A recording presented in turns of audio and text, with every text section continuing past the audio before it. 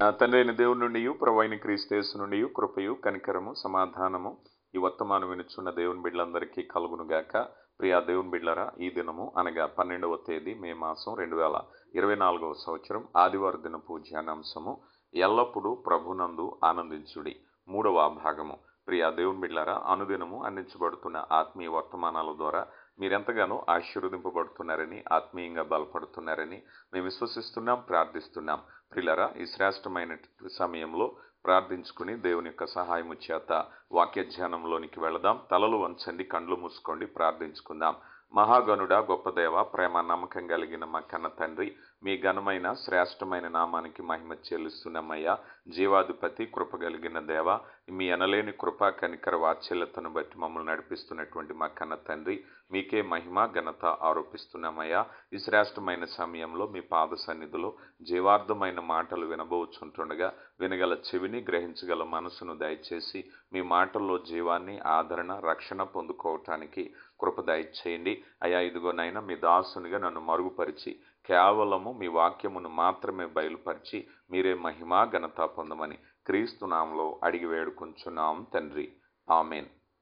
ప్రియులారా, ఈ పాఠంలో మొదటిగా మనము దేవుని యందు, ప్రభునందు సంతోషించుట అనేటువంటి విషయాన్ని గురించి మనం తెలుసుకుని, అలాగే నిజమైన సంతోషము యొక్క ఉద్దేశము తెలుసుకుంటూ, ఆ ఉద్దేశంలో మొదటిగా విశ్వాసము ద్వారా ఆనందించుట ఎలా అనే విషయాన్ని గురించి నిన్న తెలుసుకున్నాం. ఇక రెండవదిగా మనము ఆనందించవలసిన విషయాల్లో రెండవ అంశం ఏమిటంటే దేవుని యందు విధేయత కలిగి ఉండటం ద్వారా ఆనందించటము అనే విషయాన్ని గురించి ఈరోజు మనం తెలుసుకోబోతున్నాం. విధేయతలో ఆనందానం అనే విషయాన్ని మనం చూసినప్పుడు, విశ్వాసం పెంపొందించుకోవటానికి దేవుని గురించి వెతికేటటువంటి మార్గాల్లో ఆయన గురించి పూర్తి అవగాహన పొందటమే దేవుడేమై ఉన్నారు అనేటువంటిది. విధేయత నిజంగా అర్థవంతంగా ఉండాలి అంటే, నేను దేవునికి విధేయత చూపిస్తున్నానంటే, విధేయత అర్థవంతంగా ఉండాలి అన్నట్లయితే దేవుని స్వరూపాన్ని, దేవుని స్వభావాన్ని నేను అర్థం చేసుకోవాలి. మీకు అర్థం కావటానికి చెప్తాను. మనం ఒక యజమాని దగ్గర పనిచేస్తున్నాం. యజమాని దగ్గర పనిచేస్తున్నప్పుడు యజమానిని సంతోషపెట్టాలి అంటే నేను విధేయత చూపించాలి. విధేయత అనేటువంటిది నేను చూపించాలి అంటే ఆయన ఏ విషయంలో నా విషయంలో విధేయత కోరుకుంటున్నారు అంటే, ఏ పని చేయాలని కోరుకుంటున్నారు. నేను ఏ పని చేసినా సంతోషం అంటే కుదరదు కదా. ఆయనకు సంతోషకరమైన విషయం ఏదో ఉంటుంది. ఒక యజమాని దగ్గర పనిచేసేటప్పుడు ఆ యజమాని స్వభావాన్ని మనం అర్థం చేసుకుంటే ఆయనకి నచ్చిన పని ఏమిటి, నచ్చిన ఆహారం ఏమిటి, ఆ ఆహారాన్ని నేను సిద్ధం చేయాలి. ఆ ఆహారం నాకు తయారు చేయటం రాకపోతే నేను నేర్చుకుంటాను. ఎందుకంటే నా యజమానుడికి ఆ ఆహారం అంటే ఇష్టం, లేకపోతే నా యజమానునికి పలానా పని అంటే, పలానా విషయం అంటే, పలానా వస్తువు అంటే మనం తెలిసినప్పుడు ఆ విషయాన్ని మనం సిద్ధపాటు చేసుకుంటాం. చానాల క్రితం మీకు ఒక ఉదాహరణ చెప్పాను. నేను సింగపూర్ దేశం నుంచి ఒక సహోదరి, ఒక గృహంలో పనిచేసేటువంటి ఒక సహోదరి నాకు ఫోన్ చేసి చాలా భయపడుతూ, ఏడుస్తూ, అయ్యగారు, మరి ఈరోజు నా యజమాని ఇంట్లో ఉండేటువంటి ఆట బొమ్మలు ఉండేవి, ఆట బొమ్మ కాస్త కింద పడి పగిలిపోయింది, నాకు భయం వేస్తుంది, నాకు దడొస్తుందని తీవ్రంగా ఏడుస్తూ వణుకుపోతూ ఫోన్ చేసింది. నేను అన్నాను, అదేంటమ్మా, ఏదో ఆట బొమ్మే కదా, చేయి తగిలి పడిపోయిందేమో, భయపడకు, సర్ది చెప్పు, లేదంటే ఆ బొమ్మకు సరిపడేటువంటి వెల నా జీతంలోంచి మీరు తీసుకోండి అని ఏదో ఒకటి చెప్పు, దామాత్రం దానికి ఎందుకు భయపడుతున్నావు అంటే, ఆ సహోదరి నాకు చెప్పిన మాట ఏమిటంటే, అయ్యా, నా యజమానుడికి తన రూమ్లో కొన్ని బొమ్మలు ఉంటాయి. ఈ బొమ్మలంటే చాలా ప్రాణం. నేను ఈ పనిలో చేర్చబడినప్పుడు నా యజమానుడు నాకు చెప్పిన మాట ఏమిటంటే, మొట్టమొదటిగా తన రూమ్లోకి తీసుకెళ్ళి, అమ్మ, ఈ బొమ్మలంటే నా పంచ ప్రాణాలు, ఇవి చాలా జాగ్రత్తగా చూసుకోవాలి, ఇవి ఎప్పుడో నా చిన్నతనం నుంచి భద్రపరుచుకున్నవి, 50 ఏళ్ల పైగా వీటిని నేను పదిలంగా కాచుకుంటున్నాను కనుక ఈ బొమ్మలు చాలా పదిలంగా ఉండాలి అంటే, ఇప్పుడు ఆ యజమాని ఇంట్లో అన్నిటికంటే ప్రాధాన్యత దేనికి ఇస్తున్నాడు? ఆహారం కంటే, వస్త్రాల కంటే, ఇక మరి శుచి శుభ్రత, వీటన్నిటికంటే ముఖ్యంగా ఆ బొమ్మలకు అధిక ప్రాధాన్యత ఇస్తున్నాడు. అంటే ఇప్పుడు ఆ పని యజమానుని యొక్క మనసు తెలుసుకున్నట్లయితే ఆ సహోదరి ఆ బొమ్మల విషయంలో శ్రద్ధ చూపించటమే తన యజమానికి సంతోషకరమైన విషయం. ఇప్పుడు బొమ్మ ఒకటి కాస్త పడిపోయింది. ఒకవేళ ఇంట్లో యజమానికి నచ్చినటువంటి ఆహారం వండిపెట్టి నచ్చిన విధంగా శుభ్రంగా ఇంటి అంతటిని అలంకరించిన, ఇక ఏవేవో పనులు చేసినా ఆమె యజమాని సంతోషించుడు. వీటన్నిటికంటే తన ప్రాధాన్యత బొమ్మల్లో ఉంది కనుక బొమ్మ పగిలిపోయిన బాధే ఉంటుంది. కానీ నువ్వెంత మాధుర్యంగా ఉండినా, ఎంత సంతోషకరమైన పని చేసినా ఎట్టి పరిస్థితుల్లో ఆ యజమానుడు సంతోషించడు. అంటే ఇప్పుడు యజమానుని యందు సంతోషించటము అంటే విధేయత అనేటువంటిది మనం చూపించాలి. అంటే మొట్టమొదటగా మనకు తెలియవలసిన పని ఏమిటంటే, నా యజమానునికి ఏది అవసరమో నేను తెలుసుకుంటే నా విధేయతను నేను చూపిస్తాను. ఉదాహరణకి ఒక యజమానుడి దగ్గర ఒక సహోదరుడు పనిచేస్తున్నాడు. యజమానుడు చెప్పాడు, అబ్బాయి ఇదిగో ఈ చెక్ తీసుకెళ్ళి అర్జెంటుగా బ్యాంకులో ఇది నేను చాలా సంవత్సరాల నుంచి ఎదురు చూస్తున్నటువంటి మొత్తం నాకు వచ్చింది, అర్జెంటుగా నువ్వు బ్యాంకులో వేసి రావాలి, టైం దాటిపోకుండా అని చెప్పారు. ఈ సహోదరుడు సరే కదా అని చెక్ కాస్త టేబుల్ మీద పెట్టి ఇంటి చుట్టూ శుభ్రము, చెట్లు నరకటము, ఒళ్ళు హోనం చేసుకుని చెమట కారుస్తూ ఇల్లంతా శుభ్రం చేయాలని పనిచేస్తున్నాడు. యజమానుడు వచ్చి అడిగాడు, ఏమయ్యా ఏం చేస్తున్నావు, చెక్ ఏమైందని. చెక్ ఇక్కడే పెట్టానండి, చెక్దే ఉంది, బండి మీద కారు మీద వెళ్ళి వేసేటటువంటి కొన్ని నిమిషాల పని, కానీ ఇల్లు చుట్టూ ఉన్నటువంటి చెట్లన్నీ గొడ్డలతో నరుగుతున్నాను, చెమట కారుస్తున్నాను అంటే యజమానికి ఎంత కోపం వస్తుంది. ఇప్పుడు ఇతను పడేది కష్టమైన పనే, కానీ తన యజమానికి కావాల్సింది ఏమిటి, ఈ చెక్కు తీసుకెళ్ళి అక్కడ వేయాలి. ఇది యజమానికి కావాల్సినటువంటిది.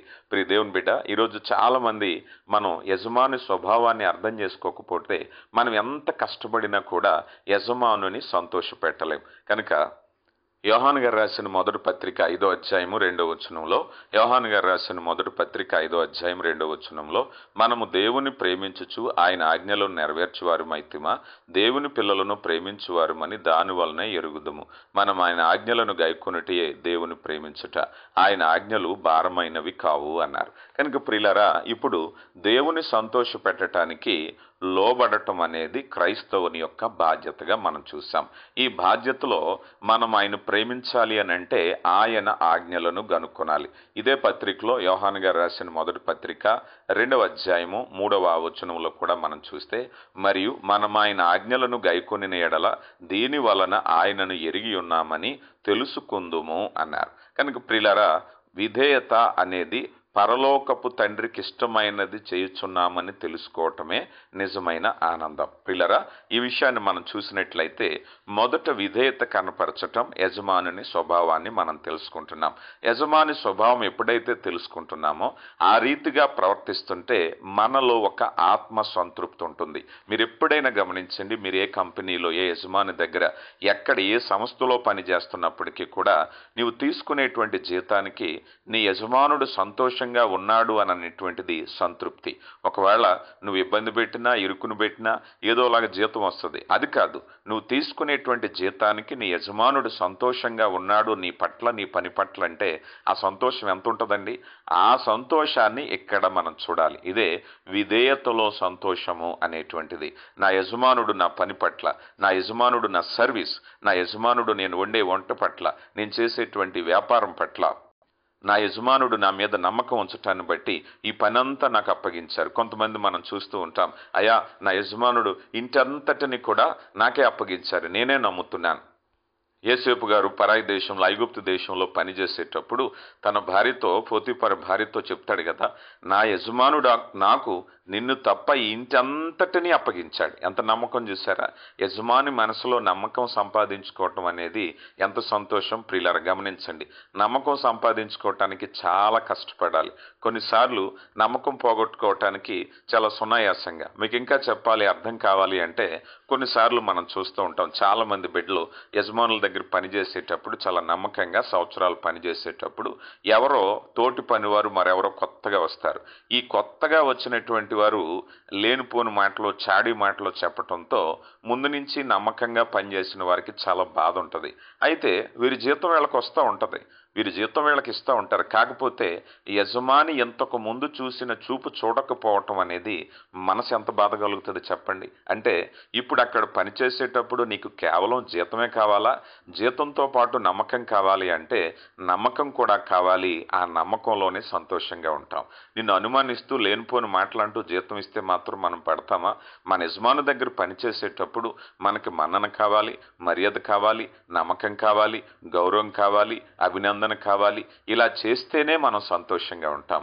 అంటే ఇప్పుడు ప్రభువునందు ఆనందించుటి అని చెప్పబడిన మాటలో మనం దాసుని స్వరూపమును ధరించుకుని అన్నారు. మనం అందరం ఎవరయ్యా అంటే, ఒకవేళ భూమి మీద నువ్వు ఆఫీసర్ అవ్వచ్చు, అధికారి అవ్వచ్చు, సంపన్నుడు అవ్వచ్చు, నాయకుడు అవ్వచ్చు, ఎవరైనా కావచ్చు. కానీ క్రీస్తు ప్రభునందు మనం అందరము కూడా దాసులము.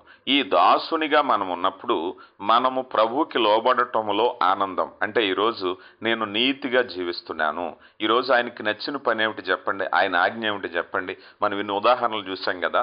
ప్రభు మనల్ నుంచి ఏం కోరుకుంటున్నారు? కొంతమంది అనుకుంటారు కానుకలు ఇస్తే సంతోషం అనుకుంటారు. కాదు, కేవలము నేను ఆరాధిస్తే సంతోషం, గట్టిగా పాటలు పాడితే, గట్టిగా ప్రార్థన చేస్తే, బలమైన వాక్యం చెప్తే, ఇవన్నీ కూడా దేవునికి ఇష్టమైన వాటిలో ఒక్కొక్క భాగాలు మాత్రమే. ఇదే పరిపూర్ణమైనటువంటిది కాదు. ఉదాహరణకి ఒక వ్యక్తి ఏ పని దేవుని యందు విధేయత చూపించకుండా లోకంలో ఇష్టానుసారంగా ఉండి అతడు దేవునికి ఏదో ఇవ్వాలనో లేకపోతే మంచి పాటలు పాడుతున్నాడని ఏదో ఒక తలంతుతో దేవుని ఎప్పుడు కూడా మనము ఆనందింప చేయలేము.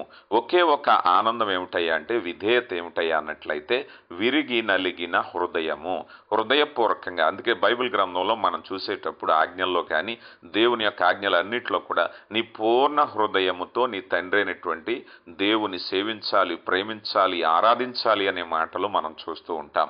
హృదయపూర్వకంగా చేసే పనిని దేవుడు ఇష్టపడుతూ ఉంటారు. దశలోనికి పత్రికలో పరిశుద్ధులుగా ఉండుటయే మీ పట్ల దేవుని చిత్తము అన్నారు. అంటే మనం పరిశుద్ధత అనేటువంటిది విధేయత. మనం చాలాసార్లు అనుకుంటాం మనం పరిశుద్ధులుగా ఉండటం అనేది ఏదో గొప్ప అనుకుంటాం. కాదు, అది నీ బాధ్యత. ఒక యజమాని దగ్గర నువ్వు పని చేసేటప్పుడు నువ్వు చేసే పని, ఒకవేళ నువ్వు వంట చేసావు అనుకుందాం.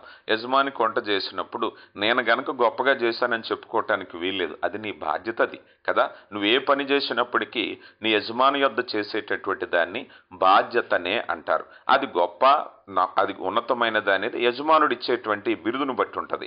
మన వరకు మనం ఆలోచించేటప్పుడు నా బాధ్యతను నేను నిర్వర్తిస్తున్నాను. ఉదాహరణకు ఒక వ్యక్తి భయంకరమైన వ్యసనంలో ఉన్నాడు. ఆ వ్యసనం నుంచి విడుదల పొందటం అనేది తన బాధ్యత. కొంతమంది గొప్పగా చెప్పుకుంటారు, ఒకప్పుడు నేను భయంకరమైన ఈ స్థితిలో ఉన్నాను, ఆ స్థితిలో ఉన్నాను. సరే, ఏ స్థితిలో ఉన్నా మార్పు చెందావా?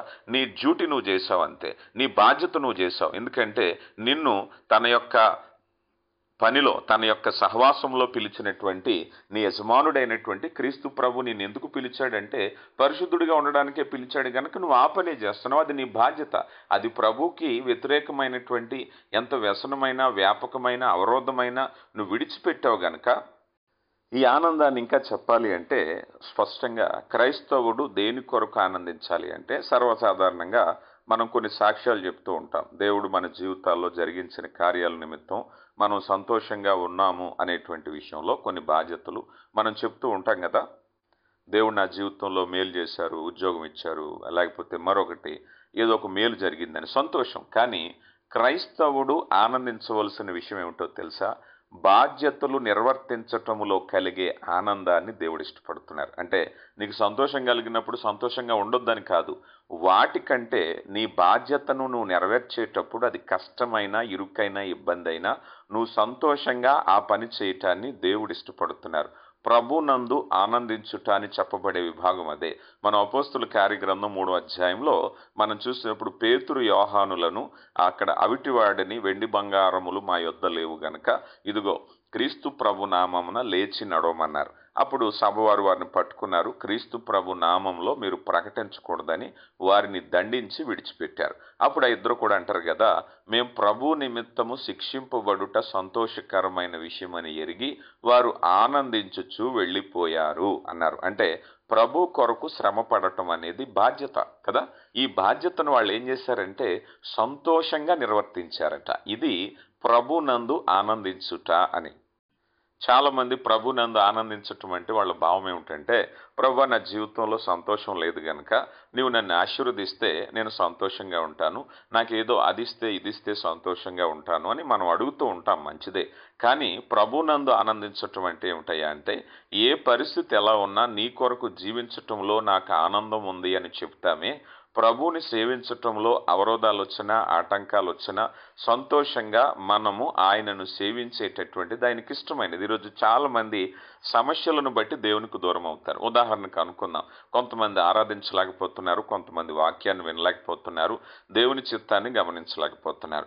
అప్పుడు వారు చెప్పే సాకు ఏమిటి చెప్పండి? అయ్యా, నా ఆరోగ్యం బాగోలేదు, కుటుంబ పరిస్థితి బాగోలేదు, నా మనసు బాగోలేదు, ఆర్థిక సమస్యలు బాగోలేని కారణం చేత నేను దేవుని సన్నిధికి వెళ్ళలేకపోతున్నాను, నేను దేవుని ఆరాధించలేకపోతున్నాను, స్తుతించలేకపోతున్నాను, దేవుని కొరకు ఈ పని ఆ పని చేయలేకపోతున్నానని చెప్పుకుంటూ ఉంటారు. కానీ వాస్తవానికి నీ యజమానుడు నీ పట్ల ఆనందించేటువంటి విషయం ఏమిటయ్యా అంటే, పరిస్థితులు ఏమున్నప్పటికీ కూడా కదా, ఆమోస్ గ్రంథంలో నా నా సాలలో పశువులు లేకపోయినప్పటికీ, నా ద్రాక్ష తోట పుష్పించకపోయినప్పటికీ, నా గానుగులో తైలము లేకపోయినప్పటికీ అని చెబుతూ నేను యెహోవా యందు ఆనందించేదను అన్నారు. అది ఆనందం. ప్రభునందు ఆనందించటం అంటే నాకు అన్ని సమృద్ధిగా ఉన్నప్పుడు కలిగేటటువంటి ఆనందం కాదు, ఏమీ లేకపోయినా కూడా ప్రభునందు నేను ఆనందిస్తాను అని చెప్పటమే నిజమైనటువంటి ఆనందం. ఈ స్థితిలో మరొక మంచి ఉదాహరణ ఆమోస్ గారి తర్వాత కీర్తనాకారుడైనటువంటి దావీదు గారు ఇచ్చినటువంటి స్టేట్మెంట్ మనం చూస్తే 119వ సంకీర్తన 16వ చరణంలో అంటారు, నీ కట్టడలను బట్టి నేను హర్షించెదను, నీ వాక్యమును నేను మరువకయుందును అన్నారు. ఇక్కడ చూడండి, నీ కట్టడలను బట్టి. సాధారణంగా మనం కూడా ఆనందించాలి అంటే భౌతికమైన ఆశీర్వాదాలు ఏదో ఒకటి ఉంటే మనం ఆనందంగా ఉంటాము అని చెప్తూ ఉంటాం. దేవుడు ఆనందించటానికి మనకి ఇచ్చినటువంటి వాటిలో నీ ఉద్యోగము, లేకపోతే నీ ఆదాయము, నీ సంతోషము, నీ ఆరోగ్యము, వీటన్నిటికంటే మరొకటి ఉంది. అదేమిటాయి అంటే నీ కట్టడలను బట్టి. దేవా, నా యందు నువ్వు ఉంచిన కట్టడలు ఎంత సంతోషాన్ని ఇస్తున్నాయ్యా, నువ్వు నన్ను ప్రేమించావు గనుకే నన్ను కట్టడలో నడిపిస్తున్నావు, నన్ను నిత్య జీవానికి నడిపించాలి గనుకే నువ్వు కట్టడలను పెట్టావు, నా క్షేమము కొరకే నీ కట్టడలను పెట్టావు. ఈరోజు నన్ను ఎవరు పట్టించుకోలేని వ్యక్తిని కాదు నేను, ఎందుకంటే నా మీద నీ అధికారం ఉంది, నా మీద నీ అధికారం ఉందంటే నువ్వు నన్ను ప్రేమిస్తున్నావు, నా మీద నీ అధికారం ఉందంటే నన్ను క్షేమకరంగా నడిపిస్తున్నావు అనేటువంటి భావం ఇందులో కనిపిస్తూ ఉంది. అంటే దేవుడు అంటే కేవలం వరాలు ఇచ్చేవారే కాకుండా మనల్ని కట్టుదిట్టం చేసి మేలైనటువంటి మార్గానికి నడిపించటమే. 24వ చరణాన్ని కూడా మనం చూస్తే 24వ చరణం, నీ శాసనములు నాకు సంతోషకరములు, అవి నాకు ఆలోచనకర్తలై ఉన్నవి అన్నారు. ఎంత చక్కని మాట చూసారా? నీ శాసనములు అంటే దేవుని వాక్యం, దేవుని యొక్క జ్ఞానం, దేవుని శాసనాలట సంతోషం. దేవుని బిడ్డ, దేవుని వాక్యాన్ని వినటానికి నువ్వు సంతోషిస్తున్నావా? చాలామంది దేవుని వాక్యం వినకపోవటానికి ఏవో కారణాలు చెప్తూ ఉంటారు. ఎందుకంటే నా జీవితంలో సంతోషం లేదు, నెమ్మది లేదు, మనసు బాగోలేదు. అసలు నీ మనసు బాగోవటానికే దేవుని వాక్యాన్ని వినాలి. నీ జీవితంలో సంతోషం లేకపోతే సంతోషం కొరకే దేవుని వాక్యాన్ని వినాలి. లోకంలో కలిగే సంతోషం దేవుని వాక్యం మీద ప్రభావం చూపకూడదు ఎప్పుడు కూడా. లోకంలో స్థితిగతులు ఏమున్నప్పటికీ కూడా నీ శాసనములు నాకు సంతోషకరములు, అవి నాకు ఆలోచనకర్తలు. ఎంత చక్కని మాట చెప్పారా? ఎప్పుడైనా సరే నీ జీవితంలో ఎప్పుడైనా ఒక సాకు చెప్తున్నావేమో, దేవుని వాక్యం వినకపోవటానికి నా జీవితంలో సమస్యలు ఉన్నాయి అన్నట్టయితే దేవుని వాక్యం చెప్తుంది, నీ శాసనములు నాకు ఆలోచనకర్తలు. ఈ శాసనం ఏం చెప్తుందట తెలుసా నీకు? ఆలోచన చెప్తుంది. ప్రియ దేవుని బిడ్డ, దేవుడు నిన్ను హెచ్చించాలని ఆశపడుతున్నారు, అందుకే నీతో మాట్లాడాలని. అయితే ఎప్పుడైతే ఆ శాసనాలు ఆలోచనకర్త, నేను పడిపోయినప్పుడు, నేను చెడిపోయినప్పుడు, నేను బలహీనంగా ఉన్నప్పుడు ఆదరించేది, బలపరిచేది, సత్తువనిచ్చేది, మార్గాన్ని ఇచ్చేది దేవుని వాక్యం అని సంతోషంతో దేవుని వాక్యం దగ్గరికి వస్తే దేవుని వాక్యం నీకు సహాయం చేసేది, దేవుని వాక్యం నీకు ఆదరించేది, ఆలోచన చెప్పేది, నడిపించేది, జయాన్ని ఇచ్చేది. ప్రియ దేవుని బిడ్డ, సమస్యల్లో దేవుని వాక్యానికి దూరం అయిపోతున్నావేమో. సమస్యల్లోనే దేవుని శాసనాలు యందు సంతోషకరంగా ఉండాలి, అవి ఆలోచనకర్తలని నమ్మాలి. 35వ చరణంలో కూడా మనం చూసినట్లయితే ఇదే కీర్తనలో 35వ సంకీర్తన, నీ ఆజ్ఞల జాడను చూచి నేను ఆనందించుచున్నాను, దాని యందు నన్ను నడువ చేయము అన్నారు కదా. ప్రియులారా, ఒకవేళ నీ జీవితంలో కష్టం వచ్చిందని దారి తొలగిపోతున్నావేమో, బాధ వచ్చిందని దారి తొలగిపోయి నా జీవితంలో బాధగా ఉంది, సంతోషం లేదనుకుంటున్నావేమో. కీర్తనకారుడు అంటున్నారు, నీ ఆజ్ఞలు జాడను చూచి నేను ఆనందించుచున్నాను, దాని యందు నన్ను నడవ చేయుము అంటున్నారు. ఆ ఆజ్ఞల అడుగు జాడలను నడచటంలో నేను ఆనందిస్తున్నాను అన్నారు. ఎంత చక్కని మాట. ఎప్పుడైనా నీ జీవితంలో అలా ఆనందించావా? ప్రభు నందు ఆనందించటం అంటే ఇదే విషయం ప్రియులారా. ఈరోజు చాలామంది, ప్రభా నేను ఆనందించాలంటే నా జీవితంలో నువ్వేం చేసావు, ఏమి ఇచ్చావు అని ప్రశ్నించే వాళ్ళు ఉన్నారు. కానీ కీర్తనకారుడు అంటున్నారు, అసలు నేను ఆనందించడానికి నాకు ఆజ్ఞలు అడక్కముందే నాకు ఇచ్చావయ్యా, ఈ ఆజ్ఞల్లో నేను ఆనందిస్తే చాలు. ఎందుకంటే ఈ మార్గంలో నడిచేటప్పుడు అవరోధాలు వచ్చినా, ఆటంకాలు వచ్చినా, ఇబ్బందులు వచ్చినా నేను అదే మార్గంలో తొట్టిల్లకుండా నేను నిలుచున్నానని ధైర్యంగా చెప్పగలుగుతున్నాను, ఆనందంగా చెప్పగలుగుతున్నాను, సంతోషంగా చెప్పగలుగుతున్నాను. ఆ సంతోషం నీలో ఉందా? ఒక విజయం సాధించే వ్యక్తి ఎంత ఆనందిస్తాడో దేవుని కొరకు స్థిరంగా నిలబడిన వ్యక్తి కూడా అంతే అంతే అంతే సంతోషంగా ఉంటాడు. ఎందుకంటే దేవుని కొరకు నువ్వు పోరాడే వ్యక్తివి. నువ్వు పోరాటంలో విజయం సాధించినప్పుడు ప్రభు కొరకు, ఇదిగో ప్రభువా నేను సాధించానయ్యా అని ధైర్యంగా నువ్వు చెప్పుకోగలుగుతావు. 70వ చరణంలో కూడా మనం చూసినట్లయితే ఇదే సంకీర్తనలో 70వ చరణంలో వారి హృదయములు కురువు వలె మందముగా ఉన్నది, నేను నీ ధర్మశాస్త్రమును బట్టి ఆనందిస్తున్నాను. లోకంలో హృదయాలు కోల్పోని అంట, డబ్బును బట్టి, ఆనందాన్ని బట్టి, సంతోషాన్ని బట్టి, మైకాన్ని బట్టి కోల్పోతే కీర్తనకారుడు అంటున్నారు, అయ్యా అవేమి కాదయ్యా, నేను ధర్మశాస్త్రాన్ని, రాజు మాట్లాడుతున్నాడు, చక్రవర్తి అయినటువంటి దావీదు మాట్లాడుతున్నారు. తన జీవితంలో తన హృదయాన్ని కొవ్వు మందంగా పట్టుకునేటువంటి విషయాలు చాలా ఉన్నా అవేమీ సంతోషంగా లేవు తనకి. ప్రియులారా గమనించండి, తర్వాత కాలంలో తన కుమారుడైనటువంటి సొలొమోను ఆ హృదయపు స్థితిని మార్చుకోవటాన్ని బట్టి పడిపోయిన సంగతి మనం చూస్తాం. దావీదు గారు అయితే, అయ్యా ఇదిగో నాకున్నటువంటి అనేకమైనటువంటి ఆహారం ఉంది, సంతోషాలు ఉన్నాయి, అధికారం ఉంది, ఆయన దగ్గర భూ సంబంధమైనటువంటి ఆనందించడానికి లేనటువంటివి లేనే లేవు, కానీ అవేమీ సంతోషం కాదు. నా సంతోషం ఏమిటాయా తెలుసా? నేను ధర్మశాస్త్రాన్ని బట్టి ఆనందిస్తున్నాను. దానియేలు గారు తన యొక్క సహచరులు కలిసి బబులోను రాజ్యం వెళ్ళినప్పుడు చిన్నవారైనటువంటి వారు రాజభోజనమును తిరస్కరిస్తున్నారు. ఎందుకంటే అక్కడ వారి హృదయమును కొవ్వు మందంగా పట్టేటువంటి అనేక విషయాలు ఉన్నాయి, మాంసాహారాలు ఉన్నాయి, అన్యాహారాలు ఉన్నాయి, మద్యపానం ఉంది, నిషేధిత వస్తువులు ఉన్నాయి. వాటన్నిటిని చూసినా అయా మా ధర్మశాస్త్రం అందు మేము ఆనందించేవాళ్ళం, కడుపు నిండా తిని ఉన్నటువంటి వాటి కొరకు కాదు ఆనందం, నా దేవుని వాక్యాన్ని నేను అనుసరిస్తున్నాను కనుక ఆయన ఏమి తినమన్నారో అవి తినటంలోనే నాకు ఆనందం ఉంది, ఏది పడితే అది తినను నేను, అందుకని నేను నా ఆజ్ఞలను ధర్మశాస్త్రమును బట్టి నేను ఆనందిస్తున్నానని అక్కడ దానియేలు గారు కూడా చెప్పటం మనం చూస్తూ ఉన్నాం. కనుక ప్రియ దేవుని బిడ్డ, నీ హృదయమును కొవ్వు పెట్టేటటువంటి ఏ విషయాలు యందు ఆనందించాలని ఆశపడుతున్నావా? ధర్మశాస్త్రమునందు ఆనందిస్తున్నావా? ప్రభు యొక్క ఆజ్ఞలు బట్టి ఆయన ఆజ్ఞలకు విధేయులవుట వలన కలిగే ఆనందమే ప్రభునందు ఆనందించుట. ప్రియులారా, ఈ పాఠ్యాంశాన్ని రేపటి దినాన్ని కొనసాగిద్దాం. ఆసక్తితో వాక్యాన్ని వినండి. విన్నటువంటి వాక్యాన్ని కనీసం 20 మందికి పంపించి దేవుని పనిలో భాగస్థులు అవ్వండి. దేవుడు మిమ్మల్ని దీవించునుగాక. మీ కొరకు ఎల్లవేళలా ప్రార్థించుకుందాం. కృపగలిగిన దేవా, వాక్యం విన్న బిడ్డలందరినీ దీవించండి అయ్యా. వాక్య ఫలింపు కొరకు ప్రార్థిస్తున్నాం. వారి హృదయాల్లో నాయన ఈ యొక్క వాక్యాన్ని నీరు కట్టిన తోట వలె ఫలించి మా అందరికీ నాయన ఏ రీతిగా ఆనందించాలో కృప దయచేయండి. విన్న వాక్యాన్ని కేవలము నాయన మీకే మహిమ ఘనత ఆరోపిస్తున్నాం. వాక్యం విన్న బిడ్డలను దీవించండి. విన్న వాక్యాన్ని సువార్తలో భాగంగా అనేకులతో పంచుతుండగా దీవించండి. ఆయా బిడ్డల యొక్క అవసరతల్లో మీరు ఉండండి. ఏ బిడ్డ అవసరతలు అక్కరలో ఉన్నారో దర్శించండి. పరిపూర్ణ ఆరోగ్యాన్ని దయచేయండి. వారికి ఇచ్చిన కుటుంబాలను, బిడ్డలను దీవించండి. అయా ఏ విధమైన రుణభారంతో ఉన్నారో విడుదల కలగచేయండి. స్వస్థత లేని వారికి స్వస్థత దయచేయండి. సంపూర్ణమైన ఆయుష్ను, ఆరోగ్యమును, బలమును, శక్తిని దయచేయమని మీరే మహిమా ఘనత పొందమని క్రీస్తు నామములో అడిగి వేడుకొంచున్నాం తండ్రి. ఆమెన్.